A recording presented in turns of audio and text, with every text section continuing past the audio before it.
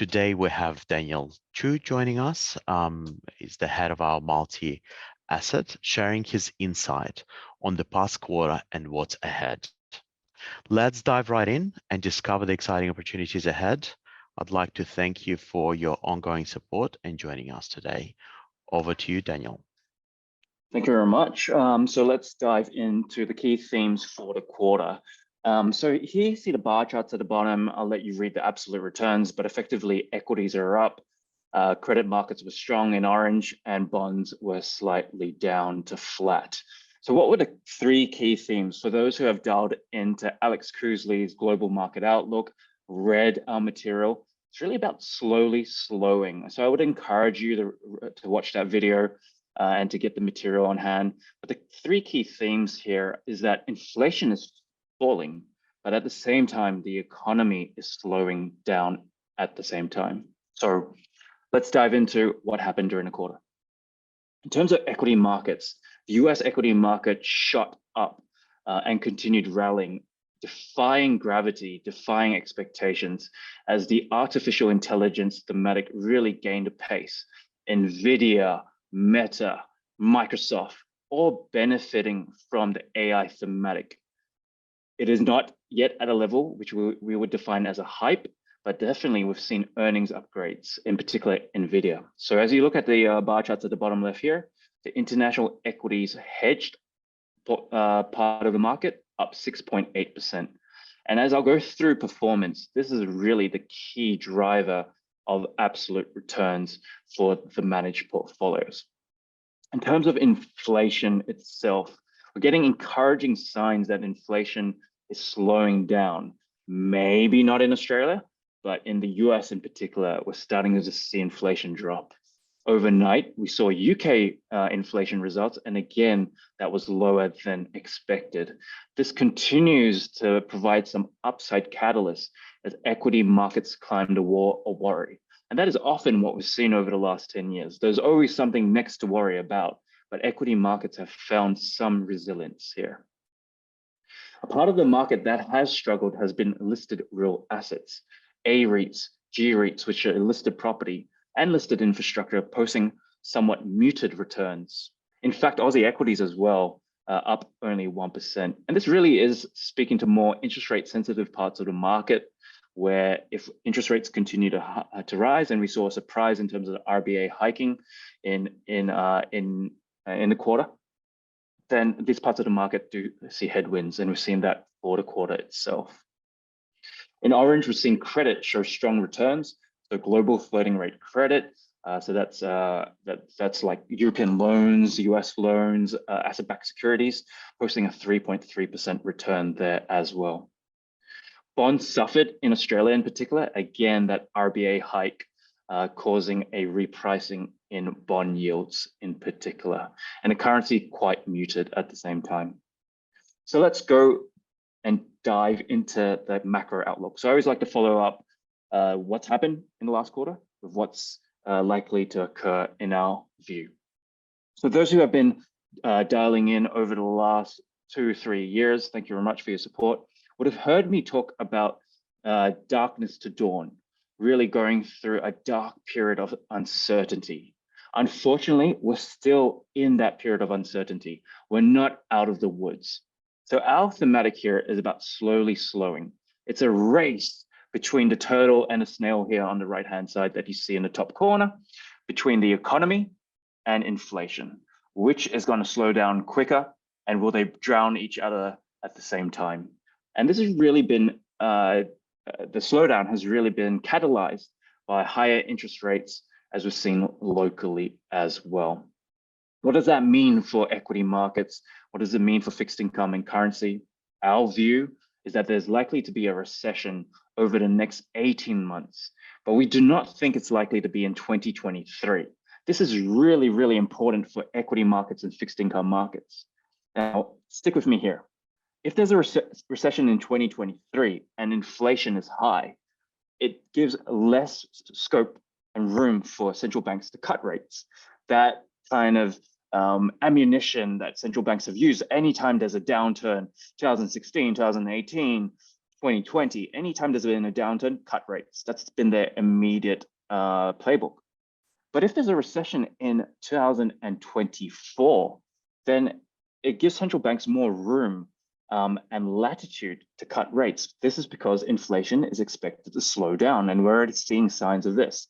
This should mean that the recession itself and the fall in equity markets, which historically has occurred around the recession, is likely to be more moderate compared to a deeper recession or pullback. And this is because central banks will be able to cut rates next year. Important distinction there. So let's come back to the short term. In the short term, we think that equity market returns are likely to be more muted, although we wouldn't be surprised in the next few months if equity markets continue to melt up. The key reason for this is that positioning is still quite negative. Sentiment is if you follow our cycle of emotions and reach out to your RMs as well, if you want that, equity markets are kind of in denial / climbing the wall worry. And so there's still some scope for, we're not at euphoria, so to speak. And so equity markets can continue to grind higher. But at the same time, the asymmetry is no longer favoring sticking with the rally. When it comes to fixed income, we find fixed income attractive from a valuation perspective. But again, central banks could hold higher for longer. But if you look beyond 12 to 18 months, we do believe that bonds will play a key significant role in diversification and driving returns.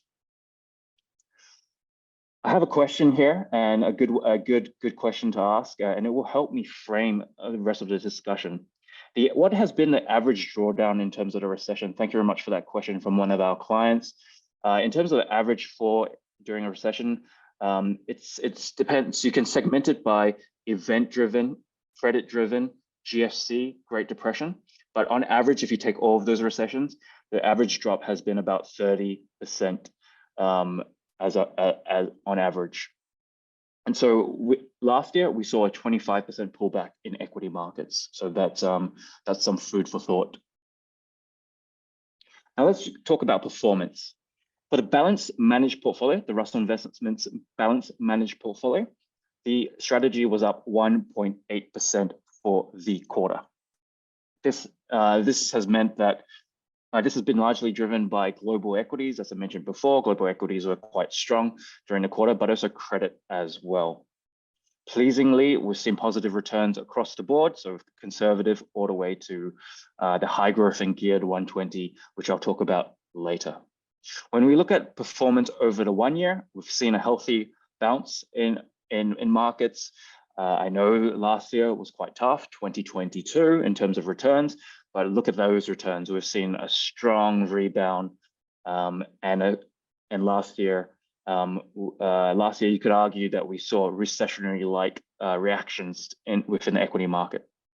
And then for the 3 years, positive as well, hitting that 7% mark for the balanced managed portfolio.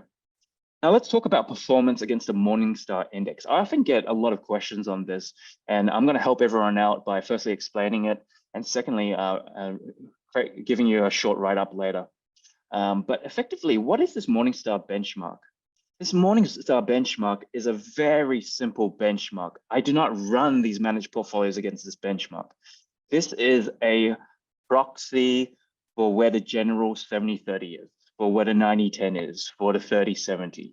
The platforms themselves like to use this benchmark because there's something to compare against rather than CPI or RBA type targets. I do not run the portfolios against this Morningstar benchmark, but again, it's an industry-wide used benchmark itself. It's very simplistic. It does not have any recognition of alternatives, very little recognition of currency hedging, credit exposures, what have you. And so this here is for reporting purposes. It is also a benchmark that does not include fees. So when you look at the 3-year return, if we're underperforming by 30 basis points, you've got to factor in that there are fees and transactions costs inbuilt into some of these performance returns. Nevertheless, I would have to explain why we've underperformed by 2.5% in the growth managed portfolio. And that is largely because that particular benchmark is a benchmark that has a lot of US equities in there. It is a benchmark that is not only being used for the 90-10 portfolios, but also for the 100-0 portfolios. Again, this is an industry-wide, very simplistic benchmark, and they do have their flaws, but they are also simple and easy to understand. But then again, I would have to explain to you. So underweight to US equities, that's been a headwind. Underperformance in the direct shares, which I'll get to later over the 1 year. We had one tough quarter in particular, and I'll talk about that. And also fees that are in there as well. But as you see over the long term, over the short term, it ebbs and flows. And yeah, it's a good benchmark to look at, but it is not what we're running to. What we are running to, and what has been mandated to me by the team, by Russell Investments and our clients, is to beat the peer group. And so over the last 3 years, we've beaten the peer group. Over the quarter, we've been in the peer group. And these are net of fees. These are apples for apples. These are real life PMs running funds. And this is what we benchmark to. So let's dive deeper into the peer relative performance. I've had our own marketing team tell me to drop these charts and to focus on only one of them, but I still like it. I still like to look at the cross section of different 90-10, 70-30, 50-50, 30-70, and where it was placed in these peer groups. So let's focus on the 90-10 and the 70-30. That's where most advisors have been using the managed portfolios. But effectively, for the quarter itself, near the top quartile, strong performance from asset allocation. As I mentioned before, we do have those credit positions. We have been sticking with the rally. And so the 3 months has done well. I'm quite pleased with the performance, given we've been underweight those tech stocks that have been benefiting from AI. So that's done well. Over the 1 year, you're seeing more median-like performance, but you can see quite a big gap between median and the next competitor. And so I'm pleased that we've stuck with the leading peloton, so to speak. As I mentioned before, we have had some headwinds, and I do believe that that will come back. So even despite those headwinds, we've posted some pretty good returns here, and asset allocation, which I will dive deeper into. I've got a present for you. I have done 3 case studies on how asset allocation has worked. No one has seen these slides, so I'll share that with you shortly. But effectively, stuck with the rally, did not panic last year, and really stayed with our conviction that the market was oversold in 2022. We, in fact, added some credit risk during that time as well. Over the longer term, top quartile for the balance and the growth or thereabouts, and really speaking to our process that has delivered on asset allocation and delivered on active stock selection and factor investing as well. A bit of a mouthful, but I'm very pleased to say that most parts of our portfolios have been firing, and thank you very much and for your support. And we continue to believe that this process is the right process. Yes, there can be some peers who do very well in stock selection over 1-2 years, but for a diversified portfolio that's taking our time, being patient, I really think that we've done very well here. But that's enough about performance. You can make your own judgment on that. But let's talk about the portfolios themselves. All of you will be very familiar with this go-to chart. It's the holy grail of charts that we have. We have the direct shares on the left-hand side here that outlines our top 30 stocks. Before I forget, we will be rebalancing this portfolio next week. So if you have cash that has been built up in your clients' portfolios due to distributions, which will be paid out today, probably hit your clients' accounts over the next 2 days, business days. And so the high growth SMA probably has the highest distribution, about 3%, 3.5%. The balance SMA probably about 2%. Not as large as prior years, but effectively turnover has been less, and therefore not as much distributions. But if you do have that, keep in mind that we will be rebalancing the portfolio. So when you sweep your cash back in, if you're doing that manually, you'll get the freshest portfolio. So we're going to update that Aussie direct share portfolio for your clients next week. The MAGS portfolio is the dynamic lever again for your benefit. Top 2 reasons why we have here to get access to the global suite of managers, which we have higher conviction in. 80% of the strategies that you see here from an active manager perspective are not available in Australia. And then secondly, to dynamically tilt the portfolios. Again, I'm going to provide 3 case examples of where we've done well over recent times. And then finally, we have the ETFs that round out the portfolio, allows us to be nimble in terms of paring back risks or to find opportunities in factors, added small cap, added value, trimmed it earlier in the year, and done very well in factors. For something that's not easy to time, I think we've done quite well in the factor space. Again, very high level. We show you 2 different charts here. I'm the portfolio manager on a dynamic real return core on the left-hand side here, and on the right-hand side, the balance managed portfolio. So when I'm tilting the portfolio, when there's panic in the markets, when there's blood on the streets, I want to be able to sit in front of my desk, buy the right parts of the markets, and impact and add value to the balance managed portfolio. So what's been happening more recently, as I bring out the pointer, is we've been rebalancing our portfolio into this rally. As the equity market has rallied, we've been selling equities. So as you would expect, if equities rally, equities should be building up. You should see that market drift. In fact, we've been selling into this equity market rally. We've been going from overweight equities to now more neutral. We've been rotating some of our portfolio as well, intra credit. And we've been building our bond exposure, which I'll get to shortly. So that's what we've been doing in MAGS. I'll talk about the game plan shortly, but MAGS is our main lever to be able to implement our best ideas within the balance managed portfolio. And as you've seen in a balance managed portfolio, we haven't traded any ETF or direct stocks since February 8th. But at the same time, we've been able to tilt the portfolio without creating extra turnover. How we did that? We traded in MAGS on behalf of your clients. So we're able to reduce the turnover at the client level and create, be more efficient. Now, as I mentioned before, this is the slide that no one has seen. I know our internal team probably beating me up right now. Should have got others to look at it, but anyway, this is for you. So I've got 3 case examples of what we've done since inception of the managed portfolios.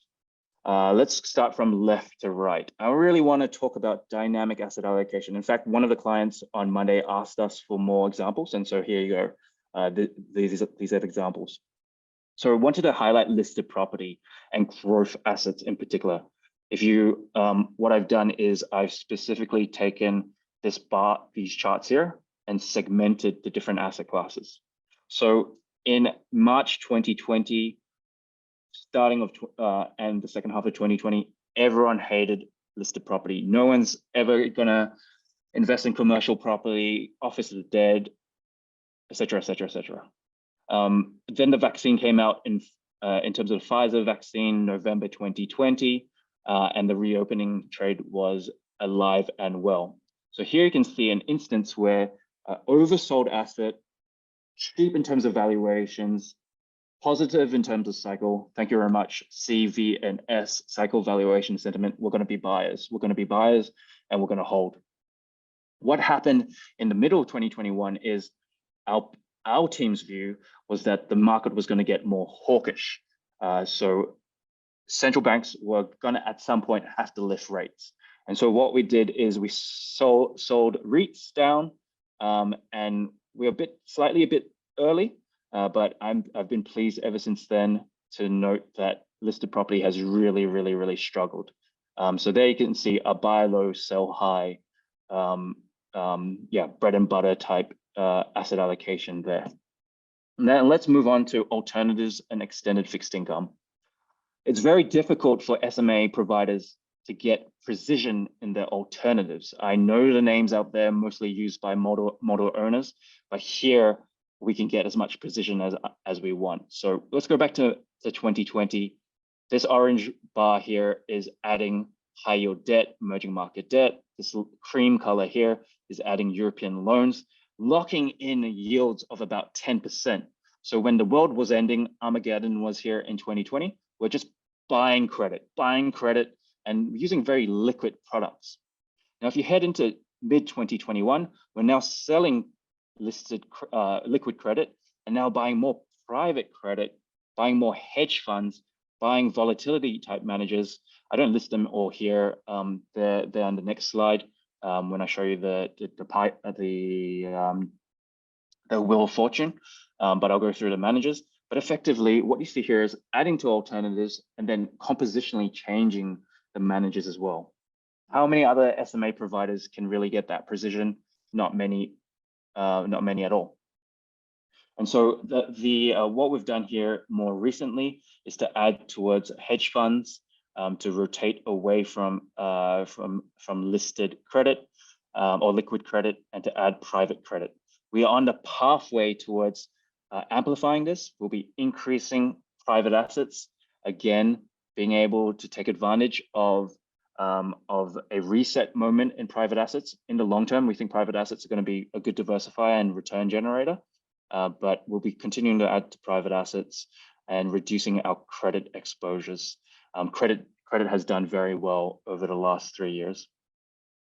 The final example I wanted to give, again, is on fixed income, and you're going to love something I'm going to share shortly. I'm going to share learning. I always get these questions from a lot of people. What have you learned? And I'm going to share learning pretty soon.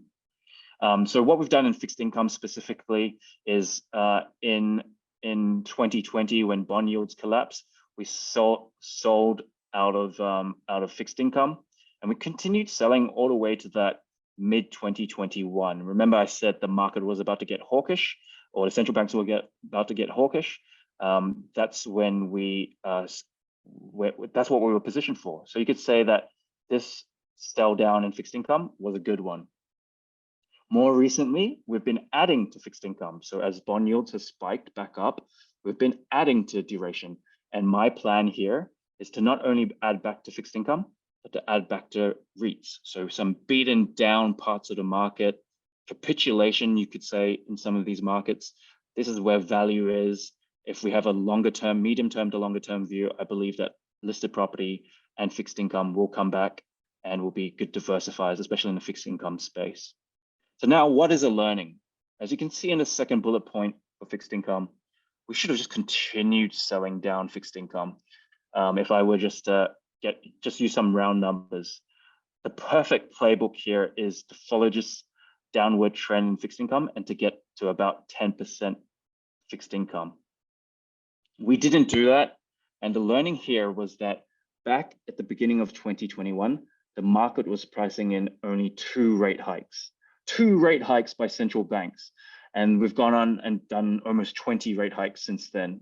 So although we were quite hawkish compared to the street, we were selling down fixed income way before the market had already repriced fixed income. In hindsight, we should have continued pushing fixed income lower. We haven't done that. And that's a learning in particular. Now it's a new environment. Yields have backed up, and now we're adding towards fixed income. I would say, though, that more hawkish view that we had percolated into the listed property market. That's the reason why we sold listed property. It's the reason why we sold high yield debt.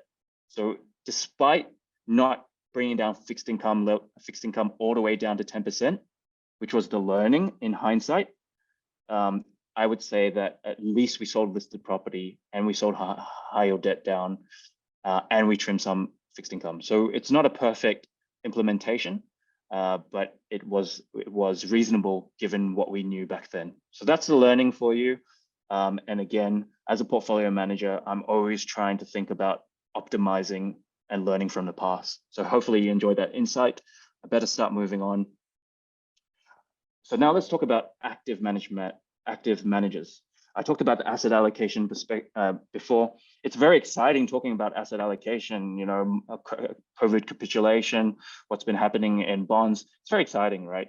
But ultimately, a lot of the excess returns are going to be driven by the managers themselves. Let me just check where the question. We have a question on whether you're going to get a soft copy on this. Yes, you will. You'll get a soft copy. Reach out to your regional managers, but they should be getting in front of you and talking about this and sending this to you. So In terms of active managers themselves, what we've done, so this is the wheel of fortune, so to speak. We hold global equity managers here from Numeric to RWC, Aussie equity managers from Firetrail to Vinva, extended fixed income credit managers from European ICG, Metrics, and Perpetual. So over time, what we've done is we've added to more short-term credit. We're getting the credit pickup and the floating rate return as well. And we've reduced exposures elsewhere. No standout, but just diversifying in general.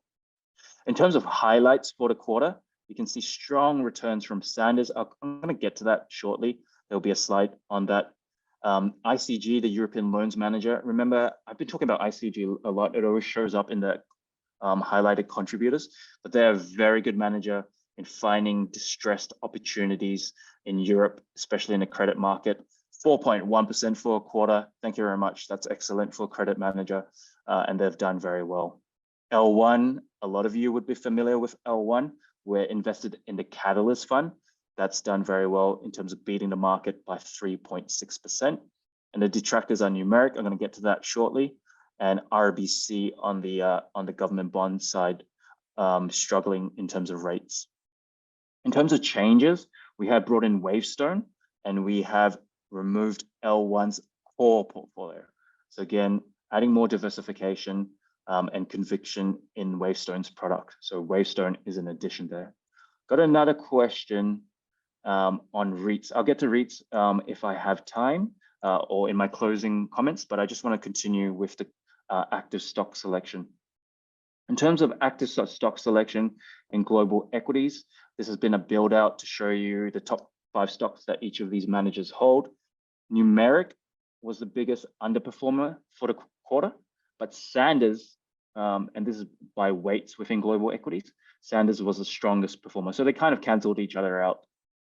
Interesting to note that Sanders is a value manager, but look at the type of names that they hold: Microsoft, TSMC. These are not your typical value stocks.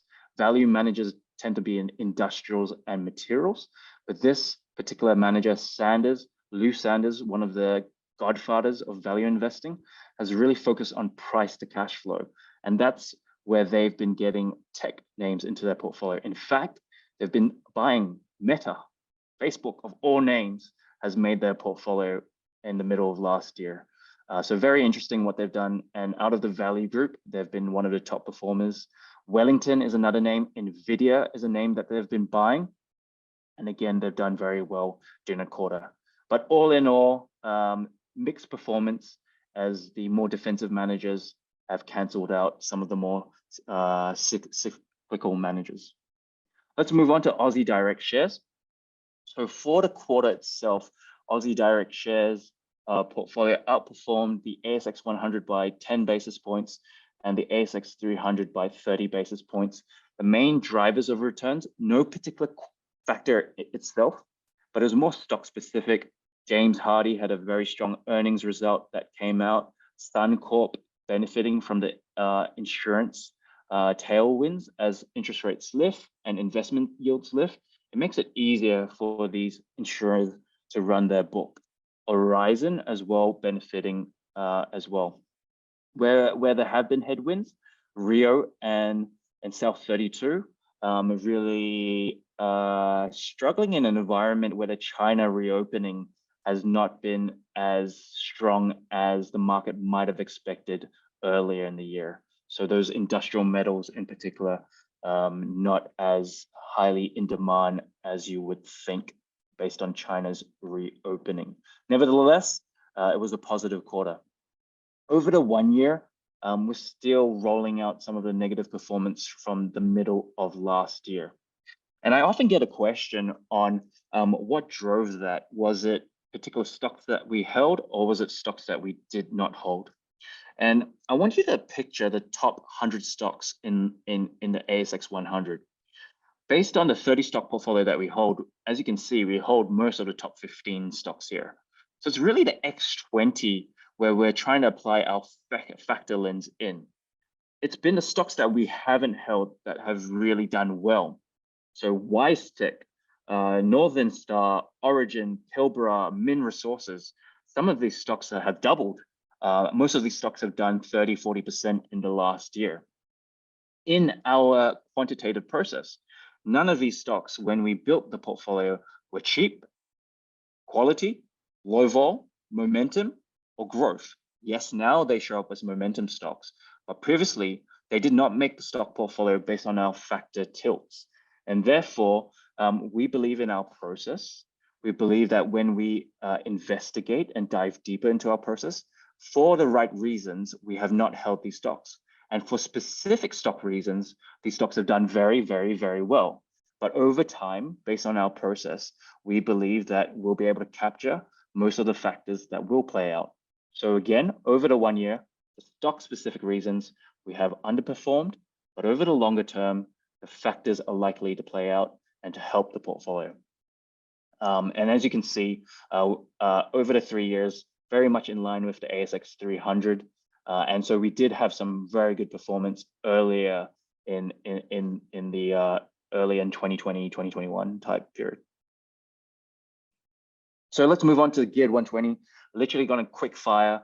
Now's the time to ask questions because I'm going to get to them very shortly. Because I'm just going to touch on the Geared 120, the sustainable. Give me 5 minutes on these portfolios, and then we'll dive into Q&A. Love Q&A. Let's go. So Geared 120, as you can see, the 1 year up 16.1% for the 1 year. Very strong. Couldn't have chosen a better time to launch this portfolio. It launched on 30th of June, 2022. And when the way we run this is that we very much stick to our process, but invest in geared managers that we have conviction in. As you can see, the geared managers have benefited from not only gearing, but stock selection as well. In the quarter itself, Ausbuild, pick of the bunch on the Aussie equity side, somewhat performing in line with the benchmark, but with the added gearing, they've outperformed. Perpetual underperformed as the market didn't really favor value stocks. Acadian benefited from gearing mostly. As those who have good memory, the MSCI World or the benchmark itself was up 6% or 6.8%. And so if you double that, Acadian's actually underperformed from stock selection. But nevertheless, in terms of absolute return, due to their gearing, they have done well during the quarter. And Acadian has done very, very well over the last 12 months. They've really done well as a quant manager. So that's a quick one there. In terms of dynamic asset allocation here, it's very simple. I like to keep this as simple as possible. I know I have a lot of excitement and a lot of words when explaining these things, but the Geared 120 is about rebalancing the portfolio. When the Aussie equity portfolio early in the year was 58% of the portfolio, because Aussie equities outperformed global equities last year, and the global equity book was at 52, 53, I made it 55, 55. Now global equities are back to 56, 53. I'm going to bring that back next week when I rebalance the portfolio to 55, 55. Of course, I look at the fundamentals, the cycle valuation and sentiment, but that's generally what I'm doing, keeping discipline in the strategic asset allocation. You could say anyone could run this book, but of course, I'm looking at stock selection, looking at tilts within the regions. But for simplicity, it's all about rebalancing. And at times, I will take this portfolio and make it more defensive when the time is right. Sustainable managed portfolio, super quick here. Again, ask your questions away. I'm about to get to them. Not similar. It is the same process. Direct shares portfolio, but we have the exclusions here in terms of not holding the likes of Aristocrat, Endeavour, BHP, Rio. That's run through a committee in terms of our exclusions, very much in line with our RARI ETF that we've been running. And so we choose from we remove the stocks, we choose based on the factors here, very much similar process. We try to enhance the sustainable metrics by having better scores, ESG risk scores, and also lower carbon emissions. So if you're interested in these strategies, I am confident that this particular structure is very strong. In terms of active managers, believe in the active managers here, a diversified list here. We've been able to get managers such as Robeco, Mirova, at discounted share prices, at discounted fees, sorry, and special share classes. And that really is our global relationship that we have with these managers.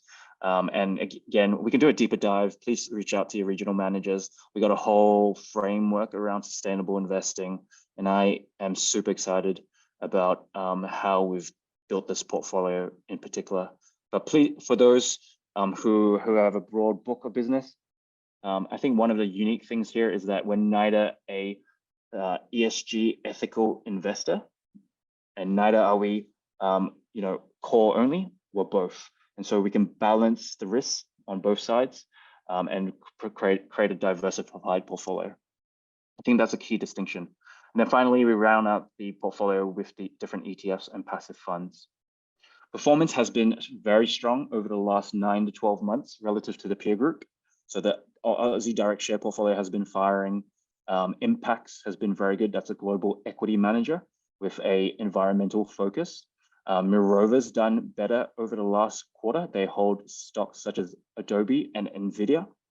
The fixed income managers, I brought in Rubico, as I mentioned before, getting access to high yield debt and emerging market debt in September 2022. So that's added value as well. So all in all, I've been very pleased with performance for the sustainable managed portfolios. One other key distinction as well is that we do all of the engagement and active ownership at the Russell Investments level. We're not only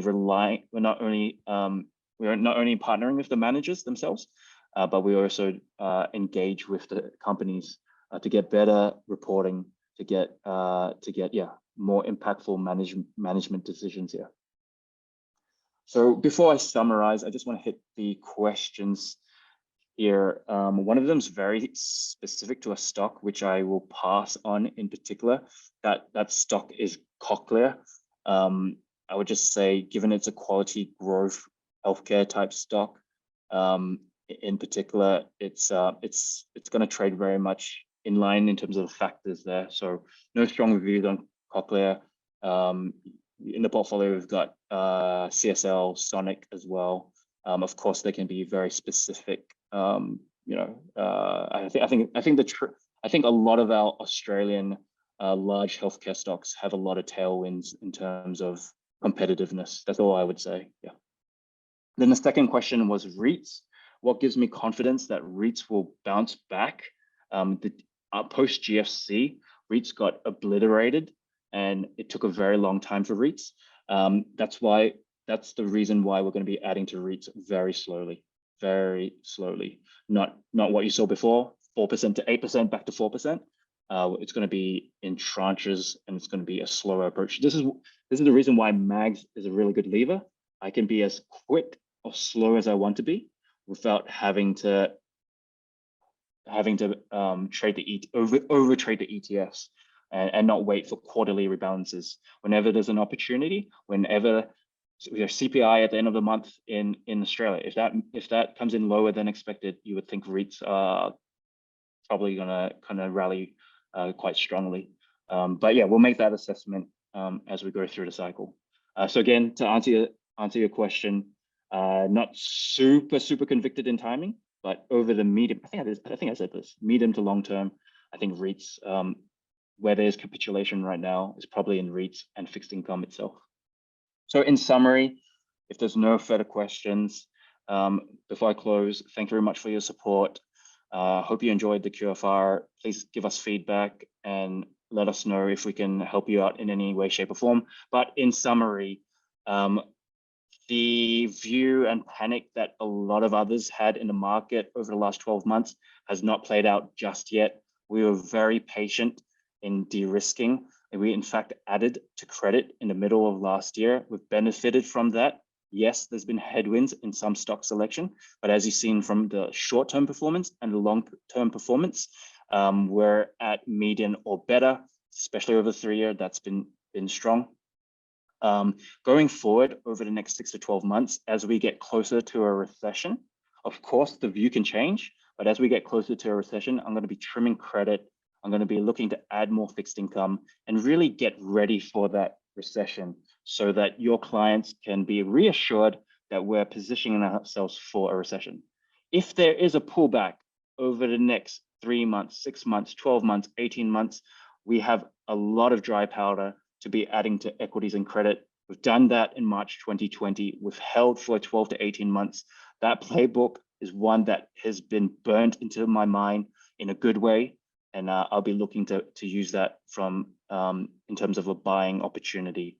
As an active manager, we like volatility. We like the opportunities. We might not get it. That's fine. We'll still continue to participate in the upside in the short term. I might use some options and mags to skew the portfolio, to build some asymmetry, add more diversifiers, could add gold, Japanese yen. I don't want to make it too exciting. I just want to say that we've got lots of levers. Let's be patient. Let's let this narrative of a soft landing play out in the very short term, and then take the opportunity to de-risk, and then wait, and then buy into a risk-off situation. So that's the game plan. I'm being very open with you all, and I hope you appreciate that. So effectively, it's about the slowing economy and the inflation market. Let's see how it plays out. This is really the last few innings of the cricket match. This is round 10, 11, 12 of a boxing match. Let's let the heavyweights between inflation and the economy fight each other, and we'll wait to pick up the crumbs. So that's the game plan. And if you have any questions, please reach out to your RMs, and we'll be very, very happy to talk to you about any opportunities we can help you with. Thank you very much for your time. My name is Daniel, and yeah, thank you so much for your support. Have a good day, and please reach out. Thank you.